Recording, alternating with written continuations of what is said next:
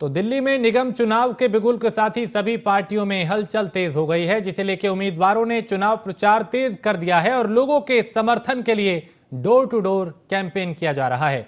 वहीं पड़पड़गंज के मयूर विहार वार्ड से बीजेपी उम्मीदवार विपिन बिहारी से हमारे संवाददाता ने खास बात की। उन्होंने क्या कुछ कहा, उन्हें सुनते हैं। एमसीडी का चुनावी बिगुल बजने के बाद जो भी स्टार प्रचारक हैं उनको लिस्ट की सूची तैयार हो चुकी है। वहीं हमारे साथ मयूर विहार वार्ड से प्रत्याशी भाजपा के विपिन बिहारी जी मौजूद हैं। उनसे बात करते हैं क्या उनके मुद्दे रहेंगे। सर, आपके क्या मुद्दे रहेंगे? देखिए, दिल्ली में एक निकम्मी भ्रष्टाचारी झूठा सरकार बैठा हुआ है और जिसने बीजेपी के ऊपर केवल झूठ बोल करके ब्लेम लगाने का काम कर रहा है। लेकिन हमने नगर निगम में रहते हुए अनेकों काम किया। हम लोग काम के ऊपर लोगों के पास जाएंगे, काम के ऊपर वोट लेंगे और पब्लिक भारतीय जनता पार्टी को पुनः चौथी बार नगर निगम में सारे प्रत्याशियों को विजय बनाएगी। आज तक 1 रुपये नगर निगम को ये बताते कि हम स्वच्छता के लिए काम किए। देखिए, बड़ा बड़ा इनका प्रचार देखा रहा है। डेंगू पवार, लेकिन डेंगू पवार का एडवर्टाइजमेंट तो करते हैं, लेकिन डेंगू पवार के लिए कितने रुपए का दवाई दिए नगर निगम को, कितना मशीन ला करके दिए नगर निगम को, कितने डीडीसी कर्मचारी बहाल करके दिए कि हम क्षेत्र में दे रहे हैं, आप दवाई जाके छिड़काव करो, डेंगू मच्छर मरेंगे, क्षेत्र के लोगों को बीमारियां नहीं होगी। केवल प्रचार करके केजरीवाल जी आप कितना दिन जनता को मूर्ख बनाओगे?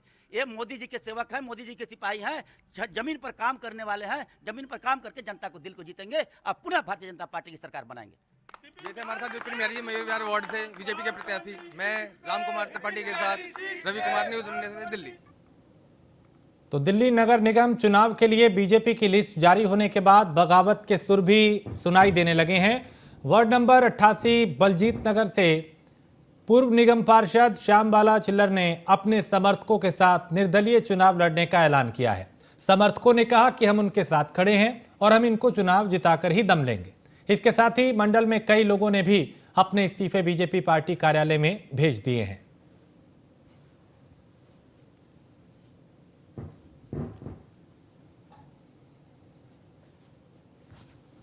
और दिल्ली एमसीडी चुनाव के लिए टिकट नहीं मिलने से नाराज हसीब उल हसन के समर्थन में स्थानीय बीजेपी नेता भी पहुंचे और पूर्व स्थानीय निगम पार्षद व बीजेपी नेता रमेश गुप्ता ने कहा कि हबीब अल हसन गांधीनगर मार्केट के कारोबारी हैं, उनके साथ गांधीनगर मार्केट का पूरा कारोबारी उनके साथ रहेंगे। आम आदमी पार्टी ने उनके साथ गलत किया है और उनके दस्तावेजों को नहीं रखना चाहिए। अगर वो चुनाव लड़ना चाहते हैं तो आम आदमी पार्टी उन्हें चुनाव लड़ने से नहीं रोक सकती है।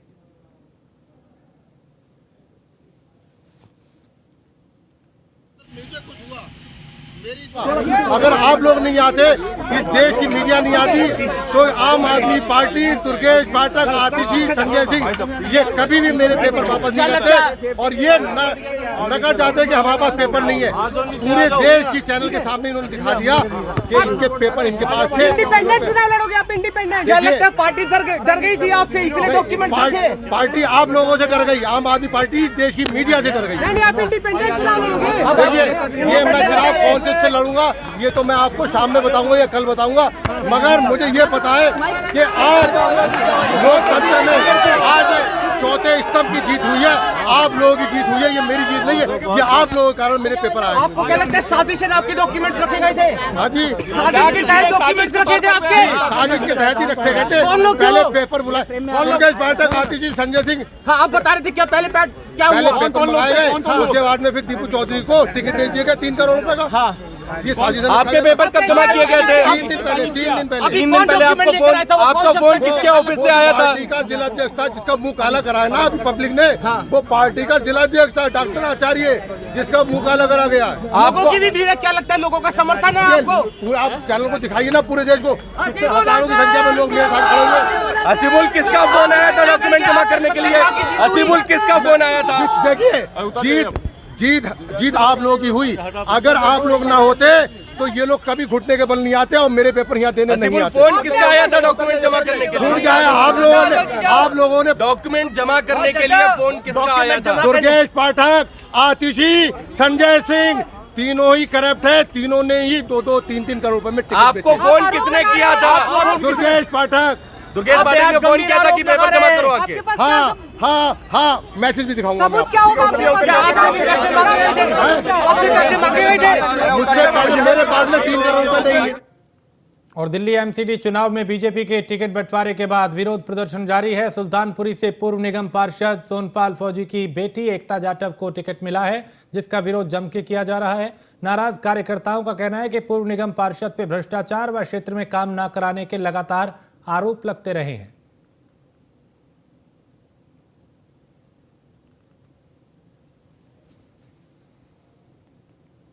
और गुजरात चुनाव के लिए कांग्रेस ने प्रत्याशी सूची जारी की है।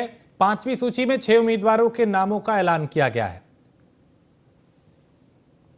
तो गुजरात चुनाव के लिए कांग्रेस ने एक और लिस्ट जारी की है और 5वीं सूची में 6 उम्मीदवारों के नाम का ऐलान किया है। गुजरात चुनाव के लिए कांग्रेस ने उम्मीदवारों की एक और सूची जारी की है। गुजरात में चूंकि 2 चरणों में चुनाव होगा, 1 और 5 दिसंबर को मतदान होगा, जबकि 8 दिसंबर को नतीजे आएंगे और उससे पहले पार्टियां उम्मीदवारों के नाम का ऐलान कर रही हैं। कांग्रेस ने एक और लिस्ट जारी की है जिसमें 6 नाम शामिल हैं।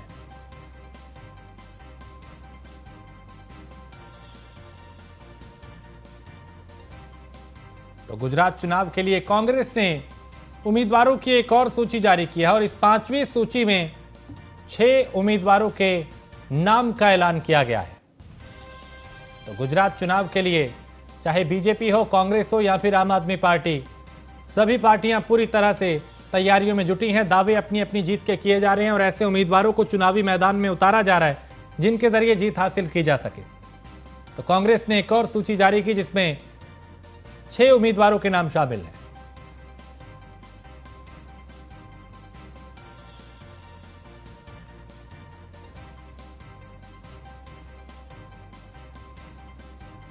तो 5वीं सूची है ये और 6 उम्मीदवारों के नाम का ऐलान किया गया है।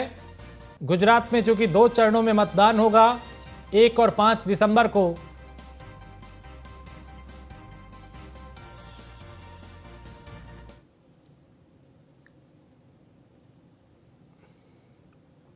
और दिल्ली एमसीडी चुनाव को लेकर पार्टियों ने अपनी लिस्ट जारी कर दी है। उसी को देखते हुए आज पड़पड़गंज विधानसभा के विनोदनगर वार्ड में न्यूज 1 इंडिया की टीम ने विनोदनगर से आप प्रत्याशी कुलदीप भंडारी से बात की। उन्होंने क्या कुछ कहा, उन्हें सुनते हैं।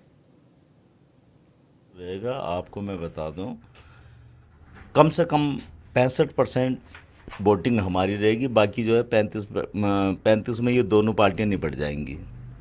अभी जिस तरीके से हम कॉलोनी में जा रहे हैं, सभी लोगों का आशीर्वाद मिल रहा है, आश्वासन मिल रहा है, तो हमें तो इस तरीके से लग रहा है कि भाई आगे कुछ इनका होने वाला नहीं है। और सभी लोग जो है 250 सीटों में से मैं आपको बता दूं, आज इस बात को भी लिख लेना, 135 से 40 सीट हमारी आएंगी, ठीक है। बाकी इन दोनों में बटके रह जाएंगी। पूर्ण बहुमत से आएंगे। और जो आपके प्रतिद्वंदी हैं उनके खिलाफ एक जो मजबूत फाइट आपको देखने को मिलेगी, कैसे टैकल करेंगे, क्योंकि वो भी पहाड़ी हैं और आप भी पहाड़ से आते हैं। देखिए, पहाड़ की तो ऐसी कोई बात नहीं है। पहाड़ वोटर्स यहाँ पे पहाड़ी हैं।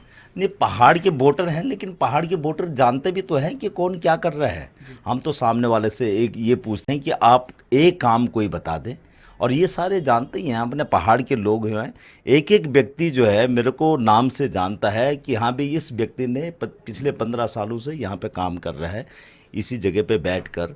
तो यहाँ ऐसा कोई व्यक्ति नहीं है जो जानता नहीं हो। तो पहाड़ के लोगों पे ही मुझे उम्मीद है कि पहाड़ के लोग तो एक तरफा वोट करेंगे ही, क्योंकि पहाड़ के लोग भी देखते हैं कि हाँ भाई काम करने वाला व्यक्ति सामने आना चाहिए।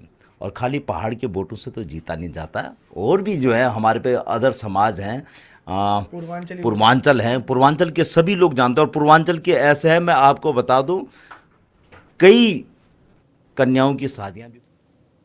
तो चूंकि अब एमसीडी चुनाव को लेकर हर पार्टी के जो दिग्गज हैं वो चुनावी मैदान में हैं, जीत के दावे किए जा रहे हैं। उधर ऑटो लिफ्टिंग और चोरी के मामले में शामिल एक शातिर बदमाश को रोहिणी जिले की अमन विहार थाना पुलिस ने गिरफ्तार किया है।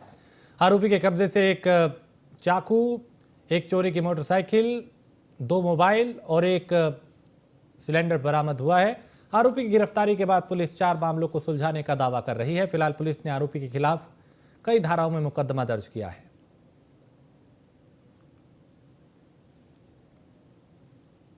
और पूर्वी दिल्ली में स्थित दालीला एम्बियंस होटल में Mrs India International Queen 2022 show का सफल आयोजन हुआ। शो का आयोजन अंकिता सरोहा के द्वारा आयोजित हुआ। शो में भारत के अलग अलग राज्यों से और साथ ही साथ विदेशों से भी आकर महिला प्रतिभागियों ने हिस्सा लिया। सभी महिला प्रतिभागियों ने रैंप पर अपनी प्रतिभा का खूब जलवा भी बिखेरा और कार्यक्रम में मौजूद लोगों का मन मोह लिया। Mrs India International Queen show में Bollywood star Miss Neelam Kothari Soni ने उपस्थित होकर यहां पर सभी प्रतिभागियों का हौसला बढ़ाया। और वहीं इस शो में 2016 में मिस्टर वर्ल्ड रह चुके रोहित खंडेलवाल जो हैं वो भी मौजूद रहे और इस शो की जमकर उन्होंने तारीफ की।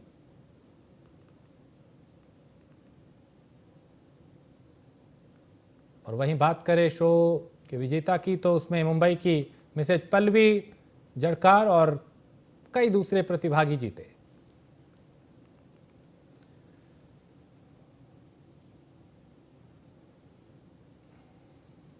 और एमसीडी चुनाव को लेकर कांग्रेस ने उम्मीदवारों की लिस्ट जारी की है। कांग्रेस अध्यक्ष मल्लिकार्जुन खड़गे ने प्रत्याशियों के नाम पे मोहर लगाई। आम आदमी पार्टी और बीजेपी अपने उम्मीदवारों की घोषणा कर चुकी है। अब कांग्रेस भी उम्मीदवारों के नाम का ऐलान कर रही है। चूंकि मुकाबला यहां पे एक तरफ चुनावी मैदान में बीजेपी है, दूसरी तरफ आम आदमी पार्टी है और तीसरी तरफ कांग्रेस है। तो एमसीडी चुनाव को लेकर कांग्रेस ने उम्मीदवारों की लिस्ट जारी की है। कांग्रेस अध्यक्ष मल्लिकार्जुन खड़गे ने प्रत्याशियों के नाम पे मोहर लगाई है। तो आम आदमी पार्टी और बीजेपी अपने उम्मीदवारों की घोषणा पहले ही कर चुकी है।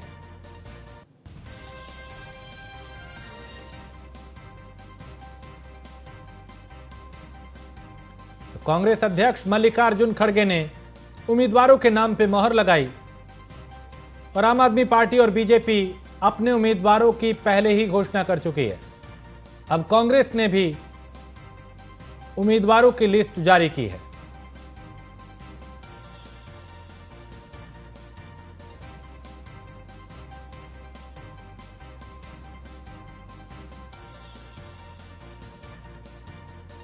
और दिल्ली में स्वामी अभिषेक ब्रह्मचारी ने मर्यादा पुरुषोत्तम भगवान राम का बखान करते हुए कहा कि भगवान राम भक्तों के मानक पुरुष हैं, उनके दिखाए रास्ते पे सबको चलना चाहिए। प्रभु राम का जीवन मूल्य आधारित है। उन्होंने समाज में अलख जगाई और पूरी दुनिया आज भारत की ओर देख रही है।